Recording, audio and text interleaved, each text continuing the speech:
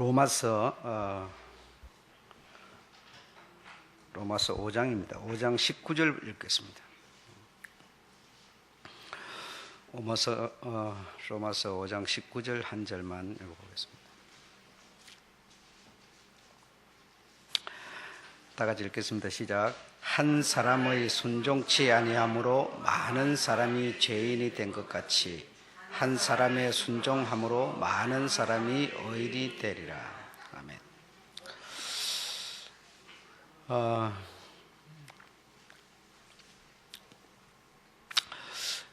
오늘은 적진속으로 하나님께서 아브라함을 적진속으로 불러들이실 것입니다. 아브라함을 가나안에 이렇게 들어가도록 들여보내는 것은 하나님께 반역한 그 무리를 징계하기 위함이죠.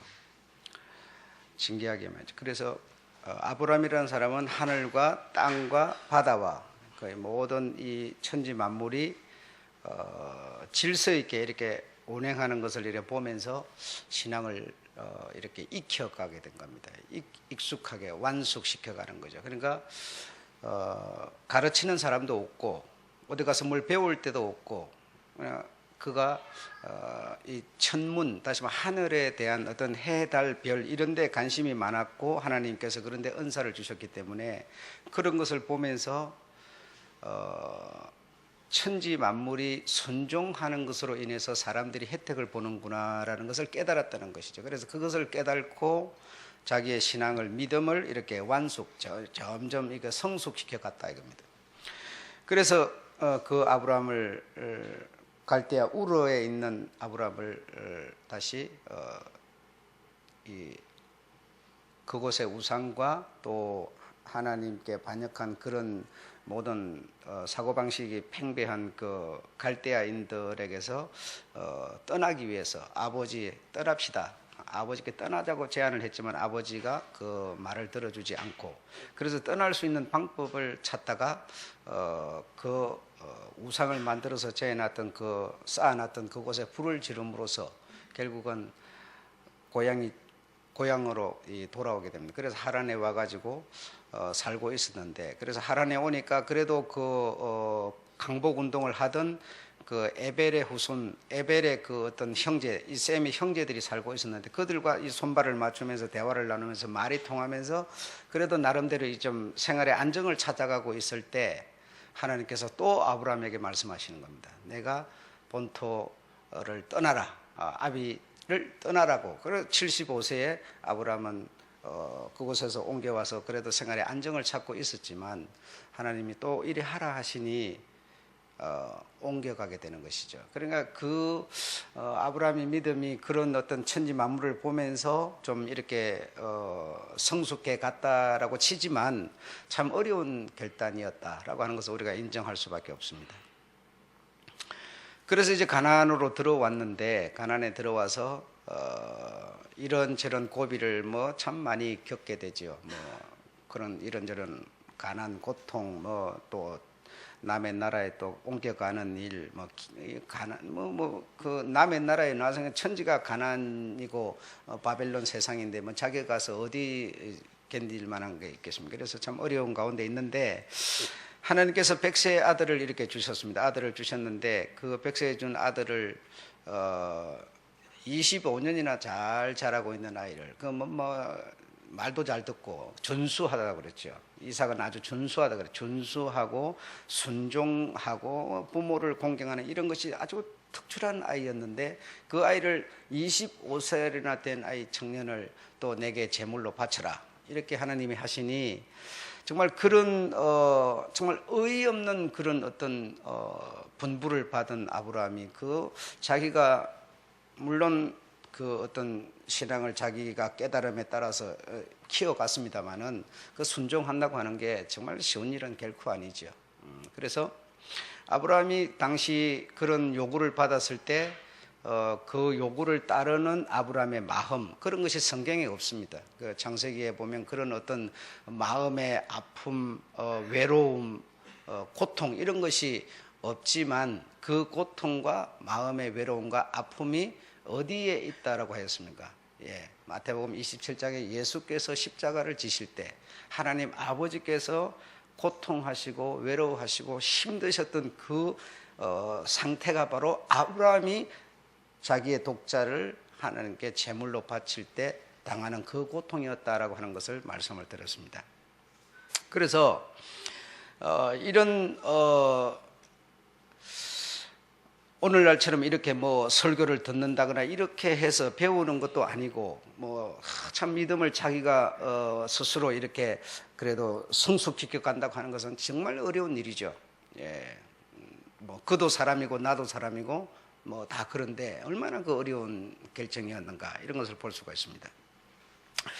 그래서 하나님께서 이 원수, 다시 말해 가나안의 하나님의 반역자 원수를 처단하는 데 있어서 그 징계하는 데 있어서 우리 사람들은 어떤 징계를 한다, 어떤 처벌을 한다 이러면은 칼을 또 창을 뭐 총을 막 이렇게 해서 대항을 하고 죽이고 이렇게 하지만 그러나 하나님이 쓰시는 방법은 하나님의 나라는 뭐라고 그랬어요? 의와 희락과 화평이라고 그랬어요. 그래서 하나님은 무력을 통해 가지고 하나님의 나라를 세워가는 게 아니죠. 그래서 에벨이라고 하는 에벨라 왕국을 그 에벨이 세웠지만 우리 장자의 나라를 세우자 해서 강복운동을 해서 세웠지만 무력으로 세운 그 정말 에벨도 굉장히 그 위대한 어떤 그런 업적을 남긴 사람이지만 그러나 무력으로 하나님의 나라를 장자의 셈의 나라를 세운 그를 하나님이 받아주지 않습니다. 그래서 거기서 오히려 겨우 한 40년 정도 그래도 지내다가 다시 말하면 해쪽 속에게 다 줘버리고 뺏겨버리게 하고 거기서 다시 이 정말 총이나 칼을 가지고 무력으로 대항해서 싸워서 하나님의 나라를 세우려고 하는 것이 아니라 다시 말하면 하나님이 이리 하라 할 때 그 말 한 말씀 듣고 그냥 순종하는 정말 그 의와 희락과 화평 그런 것으로 세워지는 하나님의 나라이기 때문에 이 아브라함을 하나님께서 통해서 이제 하나님의 나라를 세워가는 출발을 끊고 있는 것이죠. 테이프를 끊고 있는 것이죠. 예를 들어서 예수님이 이 검과 뭉치를 가지고 잡으러 온 그 로마 병정들이 잡으러 왔을 때도 마찬가지 아닙니까? 내가 12영도 더 되는 군사를 내가 부를 수 없는 줄로 아느냐? 하나님의 나라는 그렇게 세워지는 것이 아니다라고 하는 것이죠. 그래서 칼을 꺼내서 저항하려고 하는 그 베드로를 만류하시면서 오히려 칼을 쓰는 자는 칼로 망하는 것이다. 이런 것이 하나님이 다시 말하면 세우는 하나님의 나라는 우리 속에 어떤 큰 투기를 해가지고 돈을 많이 벌어서 큰 부자가 돼서 하나님 앞에 내가 봉사하겠다. 이런 것을 하나님이 받는 게 아니에요. 예. 그런 어떤 이 눈에 보이는 어떤 가시적인 어떤 이런 것을 통해 가지고 하나님의 나라가 세워져 가는 것이 아니라 내 마음에 감사하는 마음의 자세라든가 정말 너그럽게 받아주는 어떤 이런 사랑, 온유 이런 것으로 하나님의 나라는 내 속에 세워져 가는 거고 근데 우리는 그런 것으로는 별로 재미를 못 보죠. 그래서 어쨌든 좀 과감한 뭐 이런 생각을 많이 하는데 하나님의 나라는 그런 게 아니다라는 겁니다. 그래서 이 한 사람의 순종, 이 아브라함의 이 한 사람의 순종 이것 때문에 여러분 지난 시간에 말씀드렸지만 세계 인구의 7할이라고 하는 사람이 아브라함을 보고 우리가 뭐라고요? 나의 조상이다라고 말하고 있다는 겁니다. 그러니까 이만큼 아브라함의 한 순간에 그 정말 어마어마한 그 어떤 하나님을 믿는 믿음을 내놓은 이 순종이야말로 얼마나 많은 자손을 얻었는가라고 하는 것은 이 역사적으로 지금 증명이 되고 있는 것이다. 그래서 순종에 그거 가지고 무슨 힘을 얻어서 그게 뭘 하겠어? 칼은 칼로 맞서야지 이렇게 하지만 정말 하나님의 나라는 그렇게 세워지는 게 아니라는 것을 우리는 쉽게 이해할 수가 있는 것이죠. 그래서 이 순종이라고 하는 이것이 여러분 오늘 신앙생활하는 우리들이 정말 뭐 얼마만큼 거기에다 비중을 우리가 두는지는 모르겠지만 정말 대단한 힘을 갖고 있다. 예. 그래서 여러분 이 순종, 우리는 이 어떤 내 마음에 맞으면 어떤 순종 이리 하지만 그러나 이 아브라함을 자기의 조상이라고 믿고 있는 이 아브라함의 후손들 뭐 오늘 믿음을 가진 우리들도 아브라함을 조상이라 하지만 우리는 이 아브라함이 우리 조상이다 그러지만 그럼 아브라함 할 때는 우리는 뭘 생각해야 되냐면 순종이라는 걸 생각해야 되는 거거든요. 그럼 아브라함의 어떤 모습은 뭐냐? 바로 순종이라는 것이죠.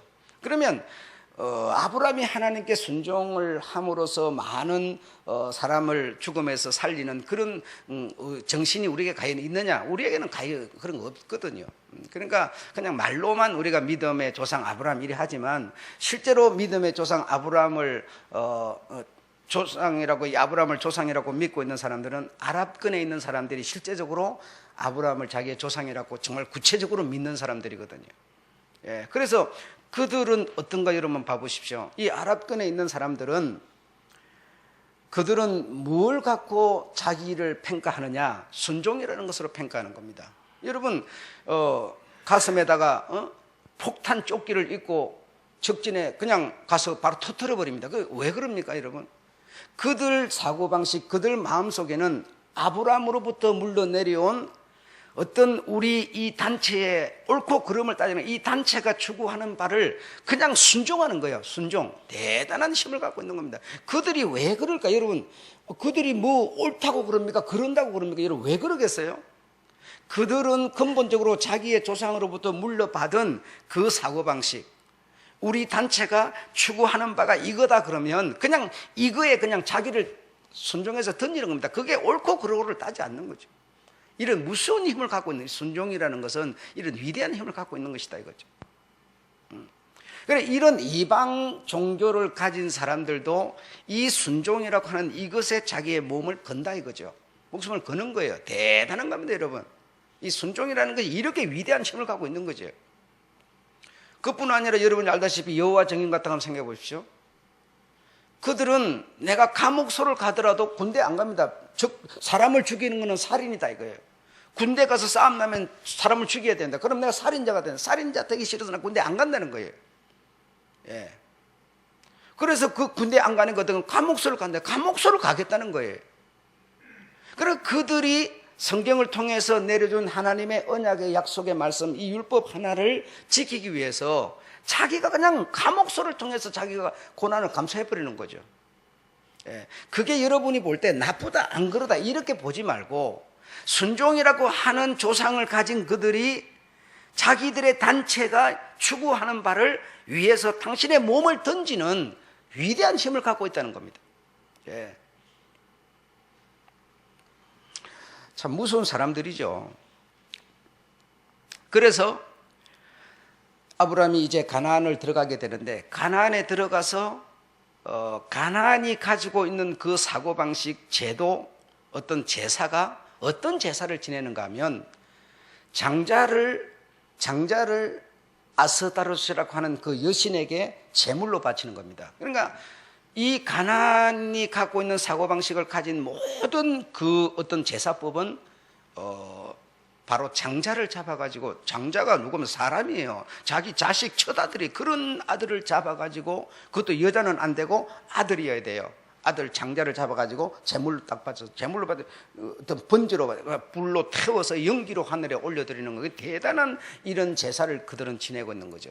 그러니까 그런 곳에 이 아브라함이 들어갔는데 그 왜 번제로 장자 아들을 잡아서 제사를 드리는가 하면 그 이유가 있습니다.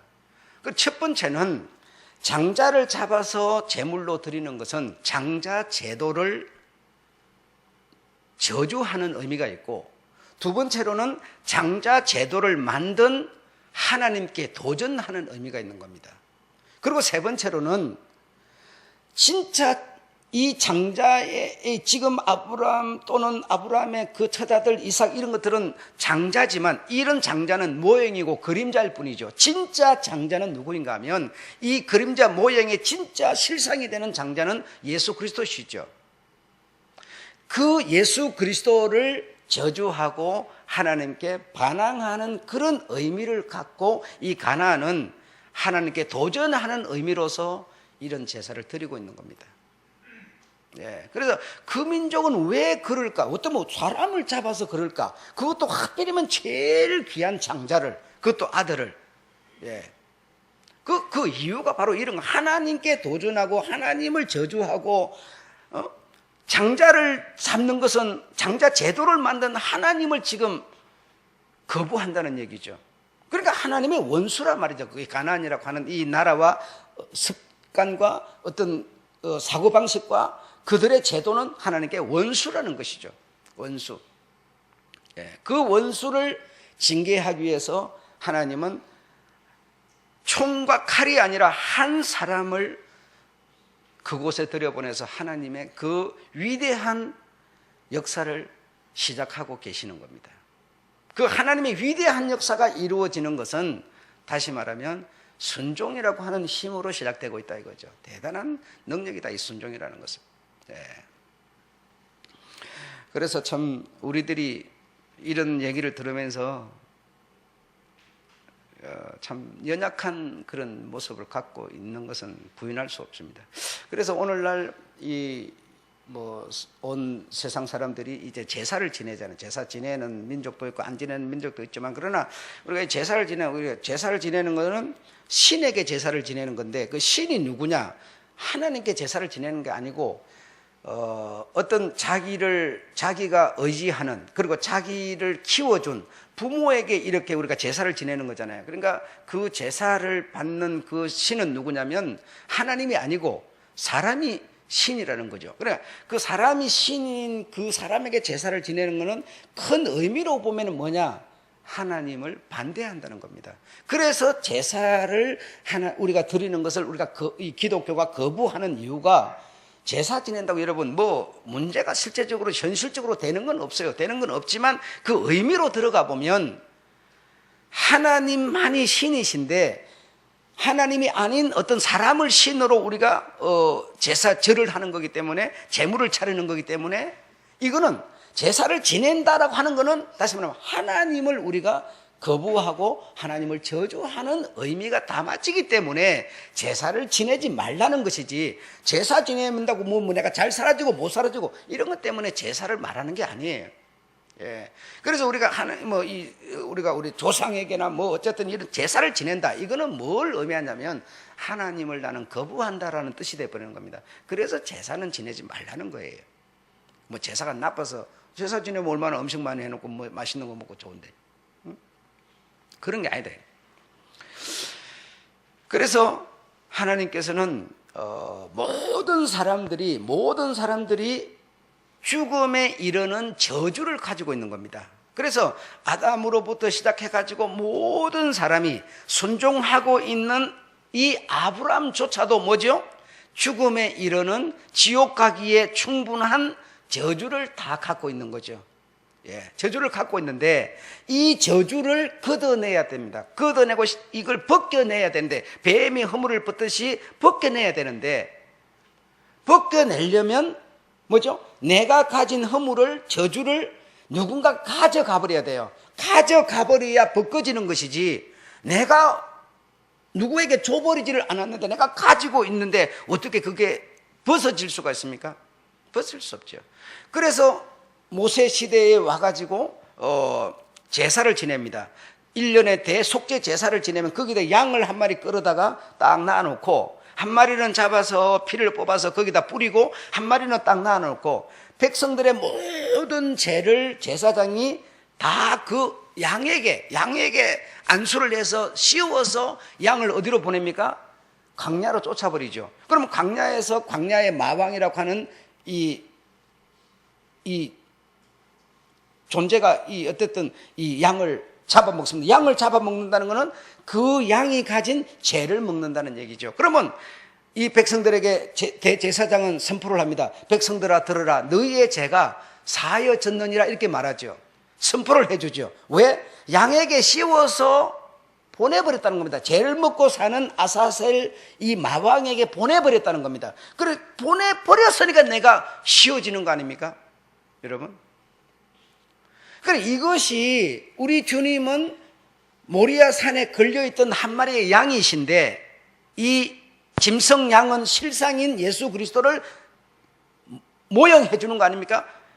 실상을 표해 그림자 아닙니까? 그러니까 그 모리아 산에서 이 사람인 이삭을 잡으려고 하다가 하나님이 중지시키고 그 양에게다가 사람이 가진 모든 죽을 병, 죽을 지옥 갈 수밖에 없는 그 저주를 다 가진 것을 양에게다 씌워서 지금 뭐 한 겁니까? 제물로 태워서 하나님께 드려버린 거 아닙니까? 없애버린 거 아닙니까?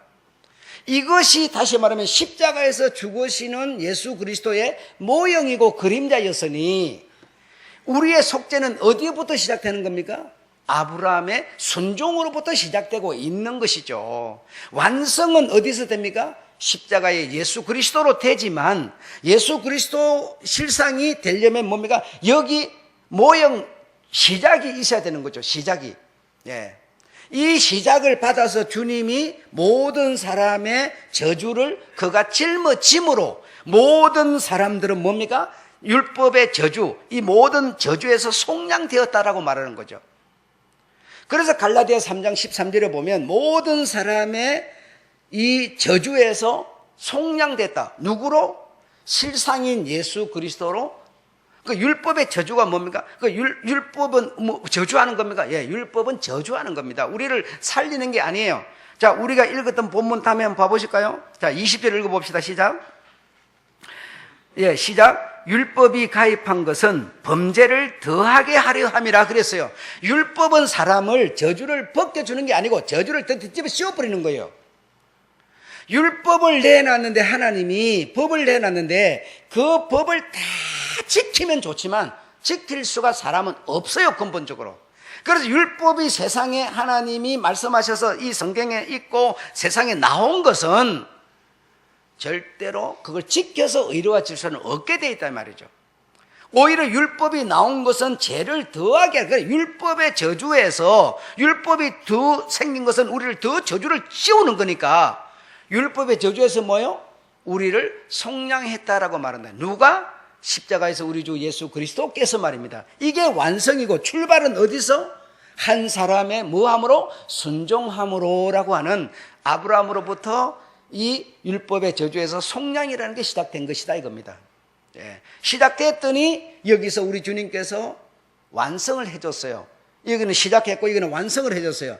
그런데 주님이 그냥 이거 없이 그냥 완성을 그 불쌍한 아브라함 그 말 잘 듣고 한 그 아브라함에게 그런 고통 주지 말고 여기서 바로 하면 되지. 아니요. 예수 그리스도는 다시 말하면 하나님은 어떤 라인을 통해서 세상에 오실 수 있느냐? 믿음이라는 라인을 통해서 오게 되어 있습니다. 예, 출발이 없으면 모형 그림자가 없으면 그것이 그림자인데 그 모형인데 그 라인을 따라서 여기서 실상으로 나타나는 분이에요. 다시 말하면 감자를 안 심어놨는데 감자를 캘 수 있습니까? 고구마를 안 심어놨는데 가을에 고구마를 캘 수 있어요? 심어놓는 게 있어야 돼요. 봄에 다시 말하면 아브라함이 처음에 뭐요? 모형으로 심어놨어요. 심어놨으니까 여기서 딴 거예요. 심어놓는 것은 딸 수가 없어요, 여러분. 그래서 우리 주님이 오셨을 때 6개월 전에 누가 태어났습니까? 세례 요한이 태어났지만 세례 요한이 뭐라고 그럽니까? 예수 그리스도 오시는 길을 너희들이 만들어라, 평탄케 하라 그러죠. 하나님이 평탄케 못해서 하나님 뭐 일을 못해서 안 해요. 세상에 와서 자기를 믿고 따라줄 순종자와 함께 하나님은 꽃을 피워야 되는 거예요. 교회를 여러분 세우는 건 안 그렇습니까? 전부가 다 마찬가지예요. 교회를 세우는 것도 순종하고 믿고 목사를 믿고 따라주는 하나님을 믿고 따라주는 순종자가 있을 때 교회는 세워지는 겁니다. 그래서 이 예한교회가 세워졌다면 예한교회를 세운 뭡니까? 시작이 있었어요. 시작이 누군가가 있었고 그 시작에 여러분은 와서 뭡니까? 어울려 있을 뿐이에요. 모태로부터 누군가가 시작을 한 사람이 있어요, 여러분. 시작이. 그래서 이제 와서 세워졌기 때문에 우리가 뭐죠? 봄에 고구마를 감자를 심었기 때문에 가을에 와서 캐는 것처럼 아브라함이 뭐요? 심었기 때문에 우리 주님이 캐는 겁니다. 캐는 겁니다. 그래서 하나님이 하시는 일은 가나안에 들어볼 때 총과 칼과 활을 가지고 들여보낸 게 아니라 그냥 순종하는 한 사람을 들여보내서 하나님의 섭리와 계획을 이루어가고 계신 거예요. 예, 오늘도 마찬가지고 하나님이 일을 하는 방법은 하나님을 믿고 따라주는 사람과 함께 하나님은 일을 하시는 겁니다. 예, 그리고 그 순종하는 그 한 사람이 결국은 하나님의 섭리. 그럼 순종할 때는 내가 이거 한다고 뭐 되겠어? 이게 무슨 힘이 있어? 이리 하지만 아브라함도 당시 무슨 하나님의 거대한 계획을 섭리를 이해했겠어요? 없어요. 그냥 하나님의 왜냐하면 크신 어른 하나님 자기 주인이니까 천지 만물을 운행하고 그것을 질서 있게 움직이시는 하나님이시니까 만드시고 운행하시는 분이니까 그냥 순종했던 거예요. 무슨 계획을 알고 한 게 아니에요, 여러분. 당시에 그거 뭘 알았겠어요? 그래서 지난 시간에 주일날도 말씀드린 것처럼 성과 틀을 만들자. 오늘날 2000년이 지난 오늘날 보니까 성과 틀은 하나님의 나라에 우리 영혼이 가서 새 몸을 입어서 살게 될 성과 터지만 아브라함 때의 성과 틀 나그네처럼 사는 그 사람이 무슨 천국을 생각하고 그 생각해서 그게 아니었어요. 이 땅에 하나님이 경영하실 수 있는 성과 틀을 내가 만들자. 그래서 그곳에서 하나님이 마음껏 편히 쉬도록 해드리자. 그래서 그 밭을 살 때도 내가 기어이 내가 대가를 주고 이 밭을 사서 내 아내와 믿음의 사람들을 거기다 묻겠다는 거죠. 그래야 그게 하나님을 믿는 믿음의 사람들이 그곳에 묻힌 거고 하나님이 운영하는 터가 되고 성이 된다는 얘기죠. 그래서 당시에 여러분 우리가 가까이에서 보면 저 물건이 뭔지 구체적으로 안 보이죠. 저 멀리 와가지고 보면 뭔가 그림이 보이죠. 가까이서 보면 무슨 그림이 있어요? 여러분 그 수십억씩 하는 그림들 가까이서 봐보세요. 그게 뭐 그림입니까? 그게 빨간 거 파란 거 쭉쭉쭉 찍어 발라놓고 아무것도 아니에요. 그런데 쫙 멀리 떨어져서 보면 윤곽이 나오지 않습니까? 저 뒤에 있는 예수님 사진도 봐보세요. 가까이 가서 봐보세요. 저 절대로 얼굴 안 보여요. 그런데 여기서 보면 한눈에 바로 딱 보이잖아요. 그들이 당시에는 아무것도 모르고 하나님의 뜻이 있는지 섭리가 있는지 모르고 그냥 내 주인이니까 그냥 나는 종이니까 그냥 믿고 따랐던 것이죠. 그러나 오늘날에 보니까 그는 정말 하나님께서 이사야 41장에 이스라엘아 야곱아 나의 벗 아브라함의 백성들아 하면서 아브라함을 하나님의 벗으로 왜? 자기를 믿고 의지하고 따라주고 여러분 따라준다고 말하니까 우리는 쉽게 말하지만 우리 주님이 십자가에서 죽으실 때 얼마나 하나님이 그 고통을 하나님이 몸소 느끼셨던지 하늘과 땅이 진동했다 그래요. 하늘의 해가 빛을 잃어버렸다고 그랬어요. 그게 아버지의 심정이 있어요. 그게 즉 다시 말하면 시작한 아브라함의 심정이 있었어요, 여러분. 예, 그것이 아브라함의 고통이었어요. 그걸 감수하면서 아브라함이 그 행동에 씨를 심으니 우리 주님께서 그 씨를 따낸 것이죠. 그 씨를 믿고 따르는 사람들은 다 생명으로 우리 주님께서 접수해 주신 것이죠. 얼마나 감사한 일입니까? 그래 우리가 율법의 저주, 율법은 우리를 절대로 이렇게 하는 법이 아닙니다. 죄를 더하게 하는 법이에요. 여러분 그런 내가 늘 얘기해요.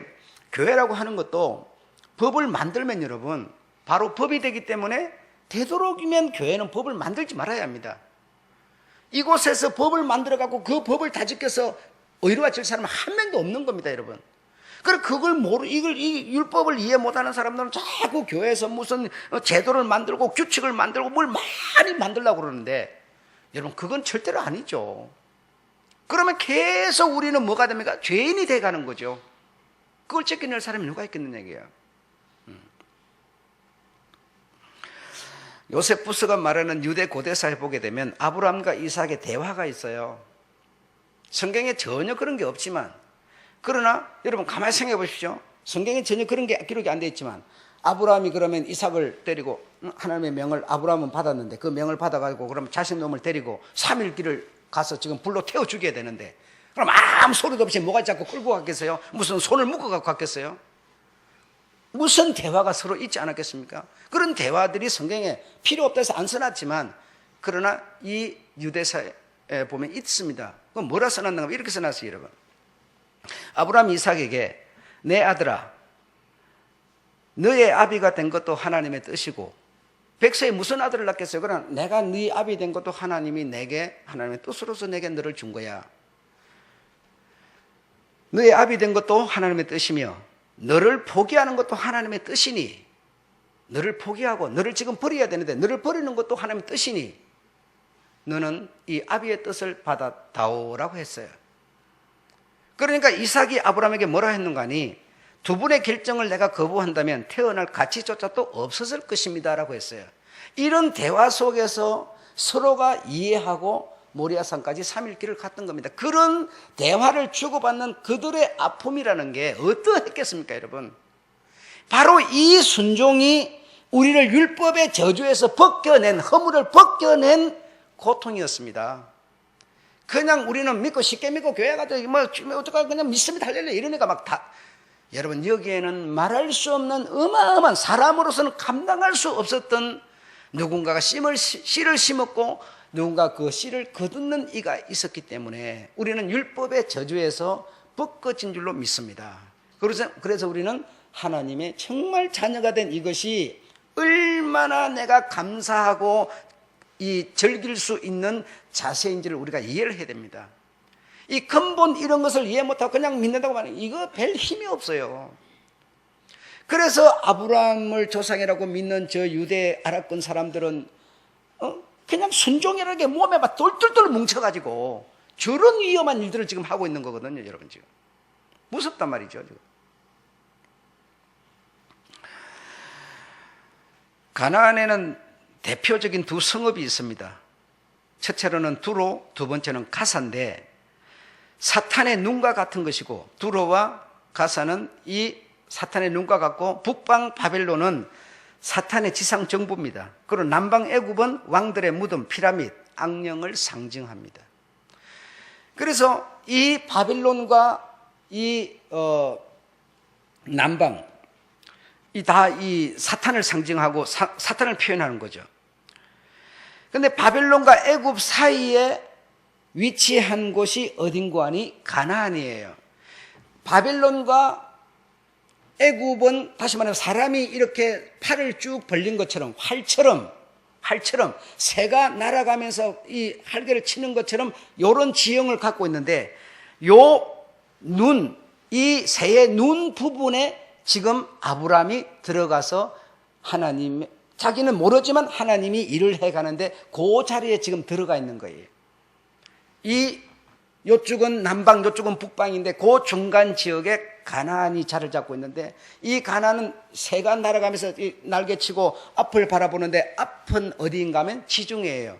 지중해에 무엇이 있습니까? 사탄의 본부가 되는 크레타 섬이 있는 것이죠. 그래 그곳에서 지금 하나님께 대항하고 하나님이라고 하고 있는 아스다롯과 바알신이 만들어지고 있는 것이죠. 그래서 이 바벨론과 애굽 정신은 다시 말해 애굽 정신과 바벨론의 정신의 바탕은 뭐냐면 인본주의라는 겁니다. 인본주의, 환생설을 주장하는 것이죠. 그래서 이 바벨론은 계시록 끝까지 가면서 하나님의 원수로 나타나는 것이죠. 다시 말하면 인본주의는 다시 말하면 뭐라는 거야? 하나님의 원수라는 겁니다. 하나님의 원수가 누구뇨? 사람이 주인이 되는 게 원수예요, 하나님. 그러니까 제사를 지내는 것은 사람에게 제사를 지내는 거기 때문에 하나님이 아닌 사람에게 하는 거기 때문에 하나님의 원수 짓이라는 것이죠. 그래서 제사는 지내지 말라는 겁니다. 그래서 하나님이라고 하는 존재를 믿기 어려운 사람이 누구냐? 두 종류가 있는데 하나는 부자, 하나는 가난뱅이입니다. 가난뱅이는 하나님을 믿기가 어려워요. 왜냐하면 육신에 먹고 살 것이 더 우선이기 때문에. 육신이 뭘 안 먹고는 살 수가 없잖아요. 그렇죠? 그래서 가난한 사람은 예수를 믿기가 어렵고요. 부자는 역시 예수 믿기가 어렵습니다. 그래서 성경에서는 부하지도 가난하지도 말고 내가 어떤 처지에 있든지 간에 정말 예는 예, 아니오는 아니요. 이런 자세를 가진 자라야 하나님을 믿을 수 있는 믿음이라는 게 생길 수 있다는 겁니다. 여러분.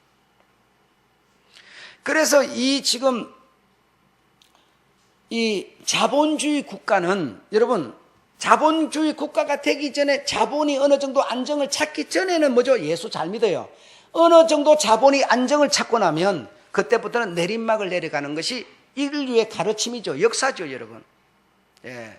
왜? 부자가 됐기 때문에 예수를 안 믿는 겁니다. 되게 가난하면 내가 먹고 살고 지금 당장 내가 필요한 것이 있기 때문에 이것 때문에 이걸 구하느라고 예수를 또 못 믿게 되어 있습니다. 못 믿게 되어 있습니다. 그래서 우리가 어떤 처지에 있든지 간에